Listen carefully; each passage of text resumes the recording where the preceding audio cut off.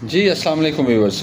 Viewers, एक चीज़ आप लोगों से शेयर करनी है कि जिस तरह आप लोगों को पता है कि जब आप कंस्ट्रक्शन करते हैं, बिल्डिंग कंस्ट्रक्शन का आपका काम होता है, तो उस टाइम आपके ज़हन में आता है कि हम बिल्डिंग कंस्ट्रक्शन करते हैं या अपना घर बना रहे हैं, तो कौन-सी चीज़ यूज़ करें? आया हम ब्रिक यूज़ करें, ईंट यूज़ करें या हम ब्लॉक यूज़ करें?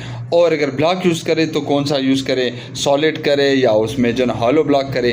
ईंट यूज़ करें तो कौन-सी यूज़ करें? 1 नंबर यूज़ करें, 2 नंबर, मतलब डिफरेंट आपके पास ऑप्शन आते हैं। तो अगर आप कमर्शियल बिल्डिंग बना रहे हो और आपने उसको जो है ना जल्दी बनाना है, उस पे ख़र्चा कम लगाना है, तो फिर तो आप चले जाएँ ब्लॉक में और हॉलो ब्लॉक यूज़ करें तो उसका लोड भी कम होगा।